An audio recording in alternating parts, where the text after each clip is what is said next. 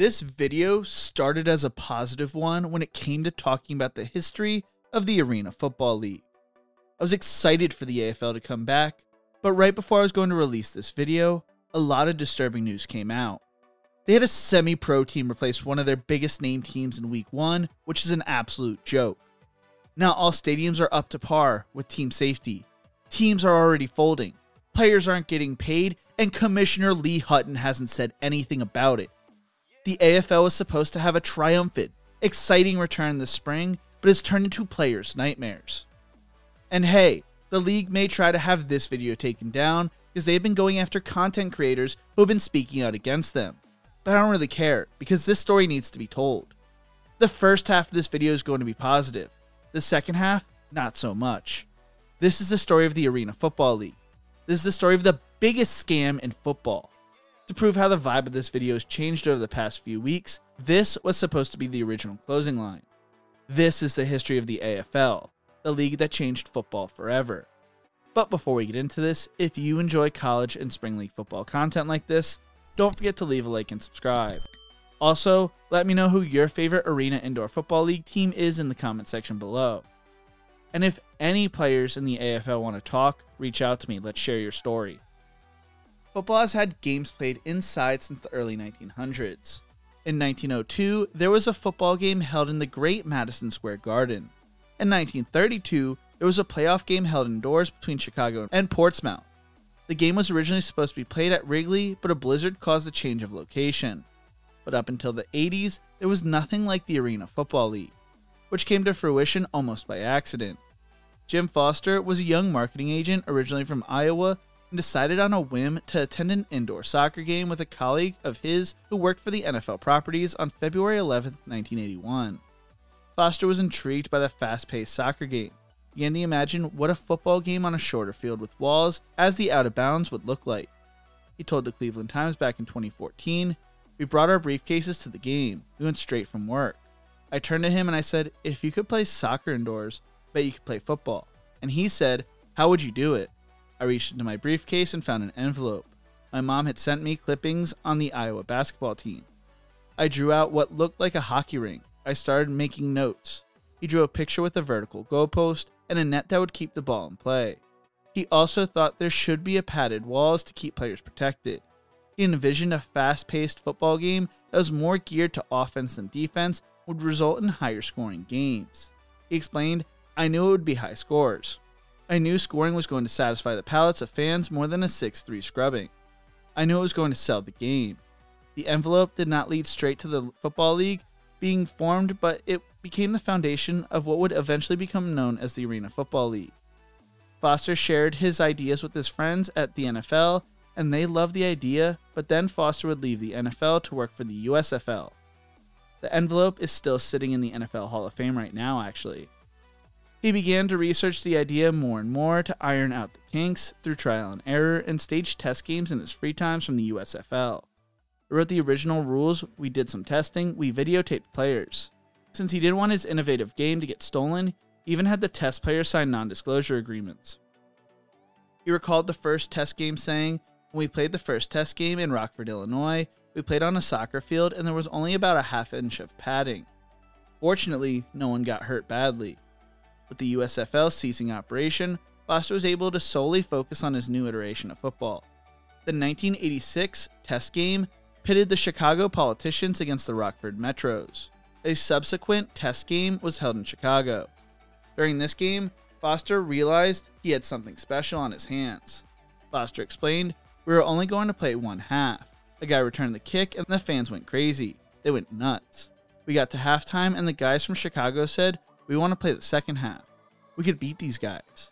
So I go to the Rockford players and say, these guys said they could kick your butts. So we played another half. Then, almost by accident, they started playing music at the games.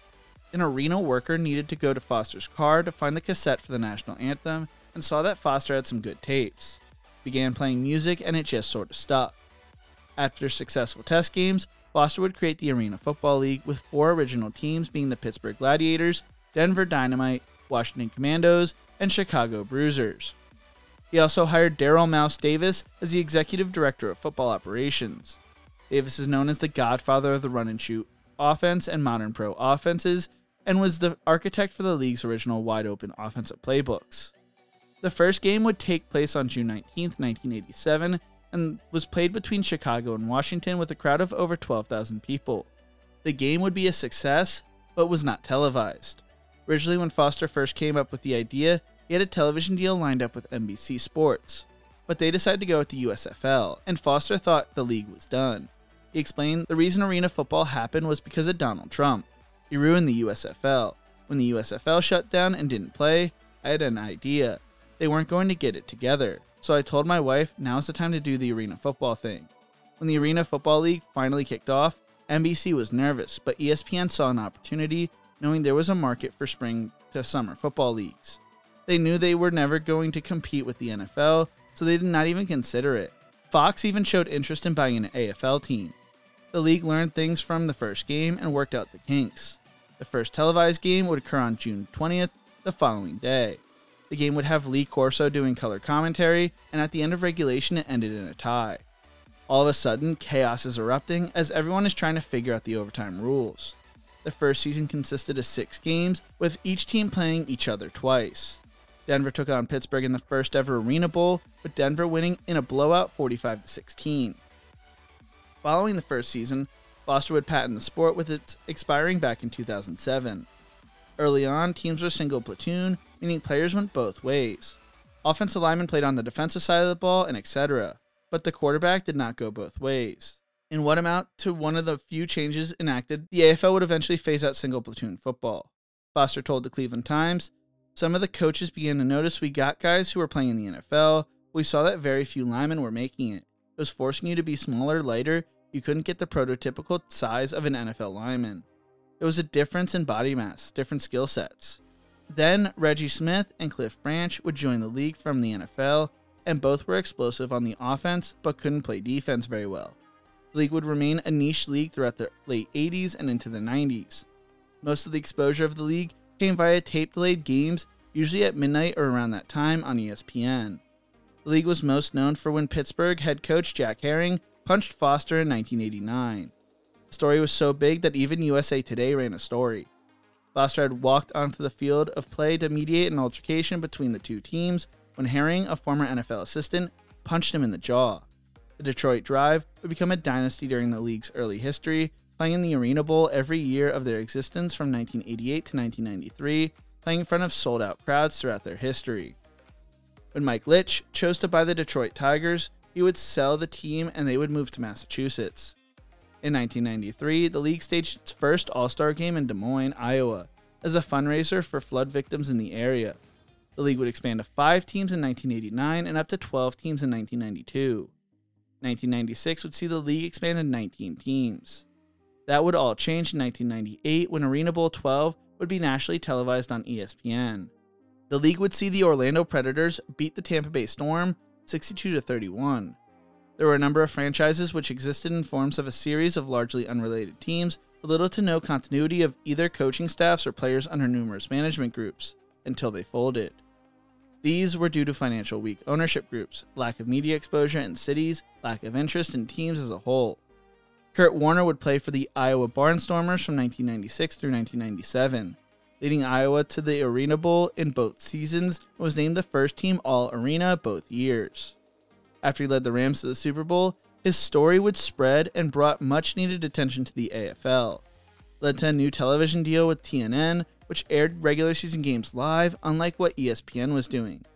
The league's new exposure allowed them to launch the AF2 as a developmental league, and the league continued to grow with new teams including the Austin Wranglers, Carolina Cobras, Los Angeles Avengers, Chicago Rush, Detroit Fury, Dallas Desperados, Colorado Crush, New Orleans Voodoo, Philadelphia Souls, Nashville Cats, Kansas City Brigade, New York Dragons, and Utah Blaze. Some owners were already owners of NFL teams in the same city once they were allowed to buy a team by the NFL. The league was looking strong, so much so that the NFL purchased but never exercised an option to buy a major interest in the AFL at 49.9%. The league expanded to 16 teams in 2003, and in 2005 played their first Arena Bowl at a neutral site. In 2007, the league abolished ties, and things seemed to be going well. That was until David Baker, the AFL commissioner for 12 years, unexpectedly retired 2 days before the Arena Bowl 22. A few months later, New Orleans announced that they were ceasing operations and folding.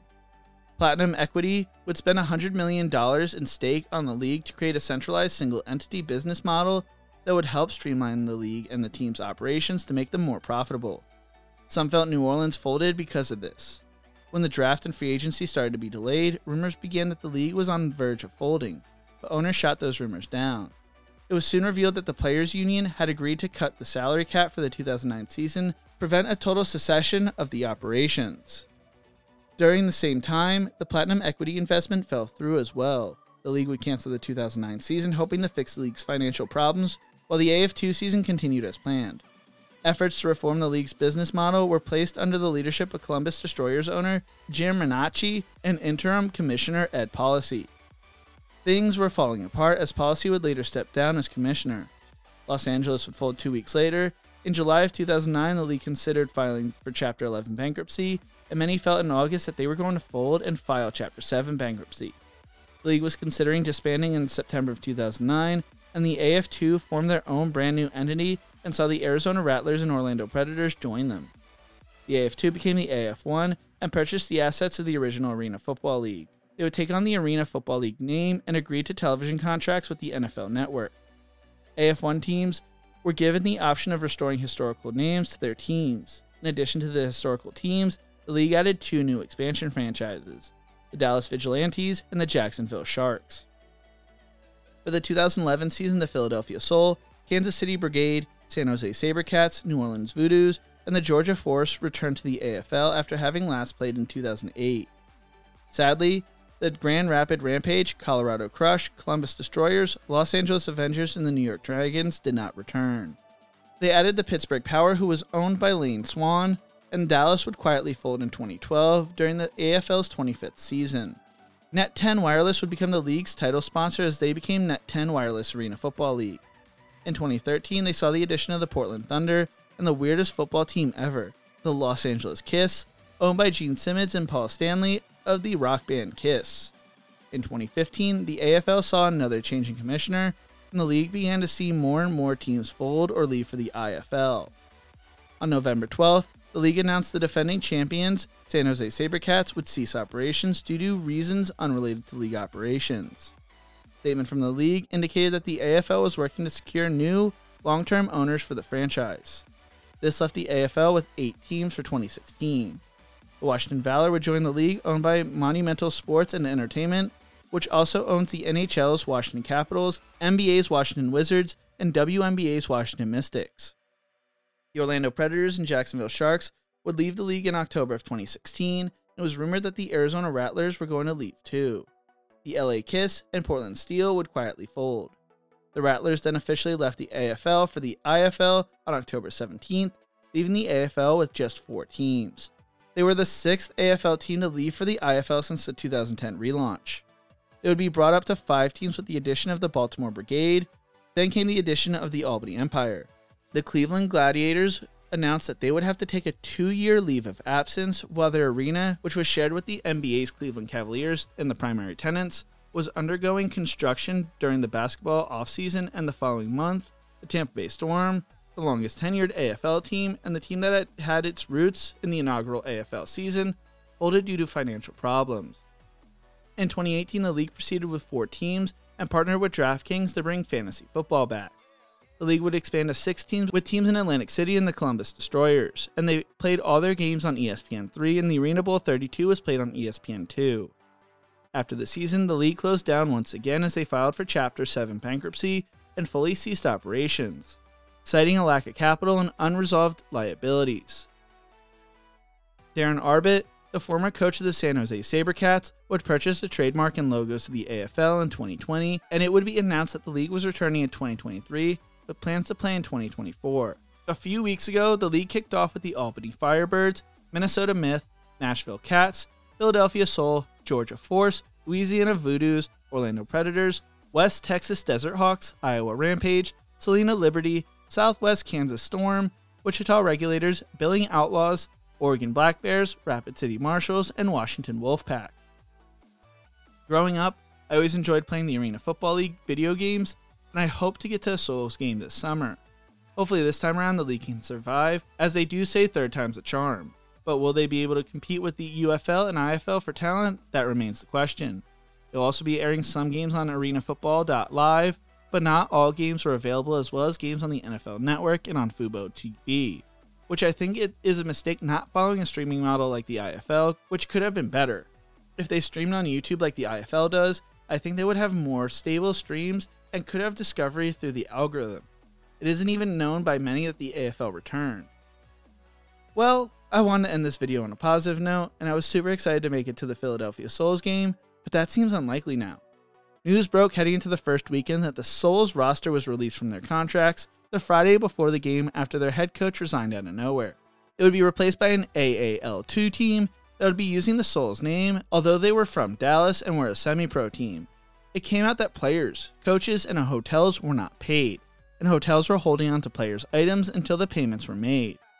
Arena Football League CEO Travell Gaines did not directly respond to the accusations, but posted on X that Friday night, "Believe nothing of what you hear and half of what you see." Although police got involved with the Souls players in the hotel situation. On top of that, images from the games, from pictures I saw because they pulled it from streaming, looked terrible and cheap, and it was just super depressing.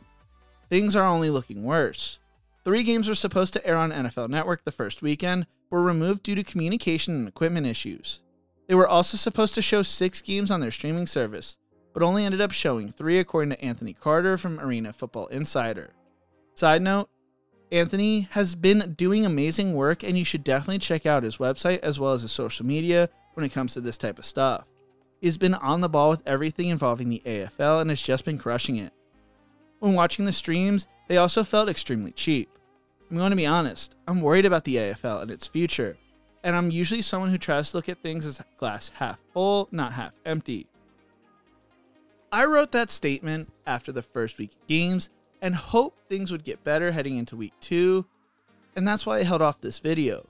But things have almost seemingly become much worse, and we are getting to the level of scam for when it comes to the people running this league, and the people suffering from this all are the players, coaches, and fans. Commissioner Lee Hutton has not spoken on any of the issues and actually had the owner of the Billing Outlaws calling for his resignation.